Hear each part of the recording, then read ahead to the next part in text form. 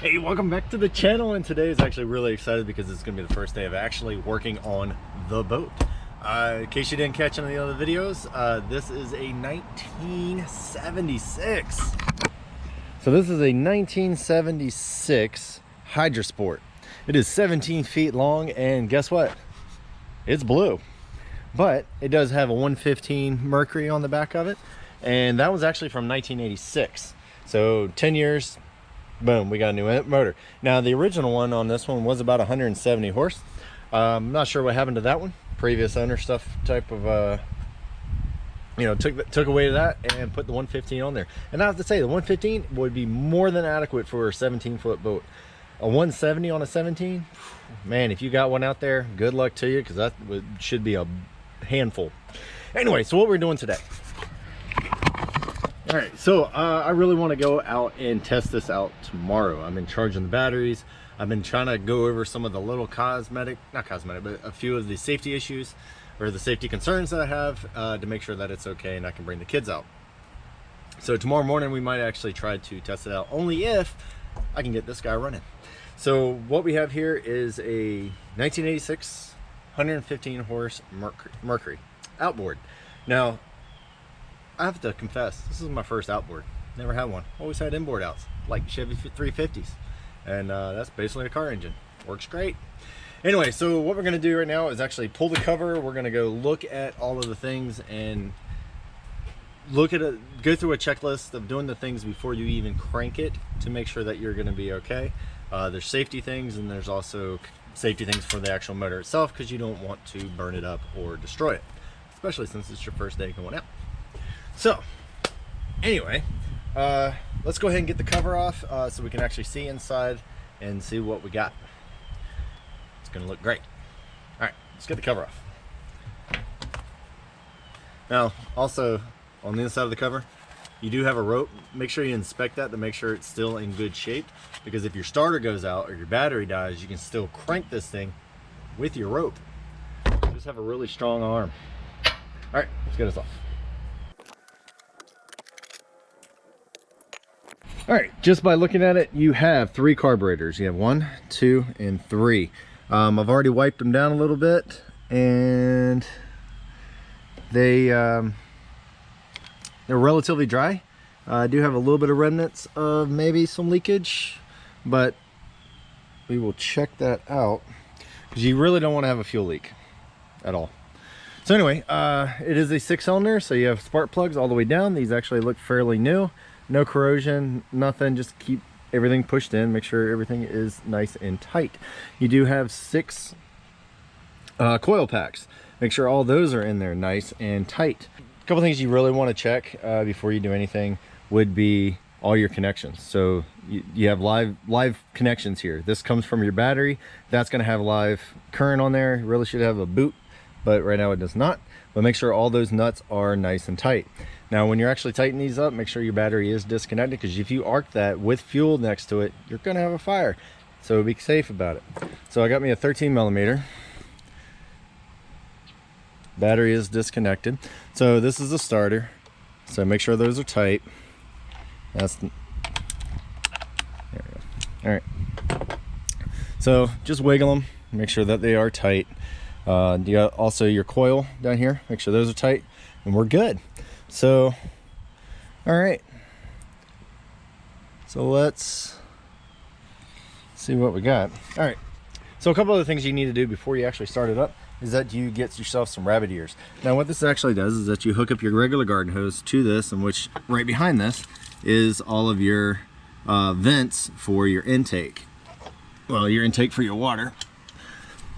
And that's important because you don't want to overheat it. Just like any other engine, you just gotta have it. Anyway, so you have your bubble right here, and make sure you pump that up enough to where you're actually going to prime the system. This is a 2-cycle engine. Let's go ahead and look at what we're going to look at. So if this thing cranks up, we have water coming in. Well, you have water coming in, you got to have water coming out. So right here on this hole here, you should have water peeing out. All right. So if you get water coming out of here, that means your impeller, which is inside here, should be okay. Now you do want to replace those every now and again. Some say every year, some say every 2 years or whatever. I'll probably going to be tearing this apart probably later on in this winter to go ahead and replace that, just to be safe, because like I said, I do not have the history of this engine. You have your exhaust ports right here, so you should have a little more likely some water might spit out, but most of it's just gonna be exhaust. In this particular engine, you're gonna have water coming out of your prop, because that's where the exhaust comes out. Also inspect your prop. It looks like it kind of hit some stuff right here. You can have these things refurbished. That's one reason why I'm kind of excited that it is stainless steel, because it is a lot easier to refurb. You can take it in, I'll probably do it this winter, and get it all redone, re-edged, and make sure that it does not vibrate. If it vibrates, you're messing up your bearings, messing all the other stuff up. Also, when I replace the impeller, I'm going to replace all the fluid that's going to be in this lower crankcase. So you have, this is your drain, this is for your oil. So this will be your drain, this will be your fill. So you can undo this and put your oil in here until it starts pouring out. It's just like a transfer case or a transmission or rear end or whatever. You just fill it up to that line, and then you should be good to go on your lower end. Now my dad had his one of our old boats, really old boat. He was riding along, he never checked it, ran out of fluid, and stripped out every gear. It happens, he had to get towed in. Anyway, let's crank it up. I've already gone through all my pre-checks. It's not, you know, leaking too bad, I'm suspecting. So we'll find out. Let me turn the water on and crank it up. All right, full disclosure, I've already had it cranked up just because I was fooling around with it. But let's take a look at it.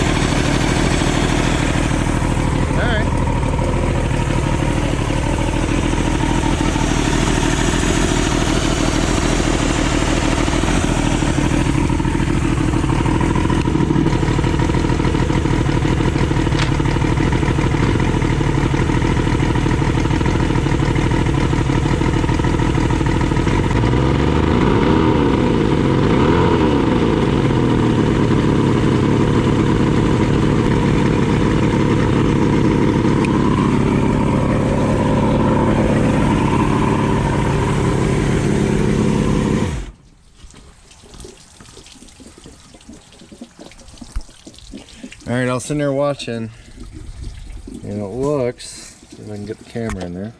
There it is. So it looks like I have a fuel leak. See if I can get my hand in there. Yep, that's gas. All right, so I got a fuel leak, which is not good. So that means we are taking the carburetors off, more than likely rebuilding them. The good news is the impeller seems to be working. Everything else seems to be working. It cranks right up. Just got to fix the fuel leak. I hate fuel leaks because they're so dangerous. They can just go up at any time. Okay, well, now we know what we got to do. And that's the main reason of cranking it up and doing it here in the driveway and not out on the river. Because if that leak gets out into the river, that means you got a fuel contaminant in the lake, and that's not cool. So it looks like we're taking off some carburetors. All right, so it looks like you take off the linkage. You got a bolt here, a bolt on the other side. You got to do all three. They're all connected. You have these little bars right here, which are connected all the way down. So when you hit the throttle on one, they all should be synchronized. We'll probably just take the starter off. Looks like a couple bolts, some grounding stuff. Take all this off so we can get to them, just so we can take the covers off.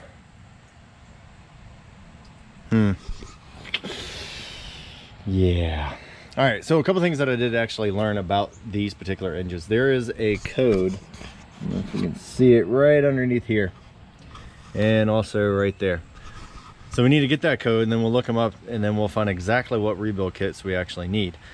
But I guess I'm taking this into the shop and pulling off all 3 carburetors.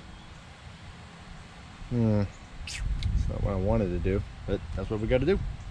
Anyway, let me clean up the shop, get it in there, and start tearing it down. Yay. All right, I just tilted the motor out, and yeah, she is leaking. Look at that, just pouring out. All right, I'm trying to get the serial number for this particular model, and apparently it's right underneath here. It's supposed to be a sticker. I don't see a sticker, but I do see a serial number stamped into the steel, so with a cast or whatever. So I'm gonna take a picture of that and look up parts for this thing. Parts is parts. All right, we're back in the shop now. This is gonna be a little bit more of a job than I thought it was gonna be. I was kind of hoping it was just, hey, it's just a hose, but it spewed everywhere once I actually pulled the the engine up to be able to put it on the trailer so I can get it inside here. So there's definitely a problem somewhere in the carburetors. So I think I'm just gonna do a separate video once all the parts get here to take all this stuff off and actually rebuild one of the carburetors, and then I'll just do the rest and put it all back in, and hopefully we don't get the leaks. Looks like somebody already tried, so I don't know, I'll give it a try. So anyway, keep tuning in for all of the other exciting episodes of fixing this boat. I'm thinking whether or not just to leave it like it is and take it over to the lake just to use the trolling motor, just to go fishing tomorrow morning, and then tear into this. I might actually do that, because I need parts. I've already ordered them. They should be coming in hopefully sometime this week, and then I can get working on it. So anyway, check out all the other stuff. Hopefully there's something in there that you might enjoy. So there's plenty of them there to choose from. But I think I'm almost dead in the water when it comes to this, because I need parts. So anyway, tune in, enjoy. Don't forget to subscribe. It helps. Later.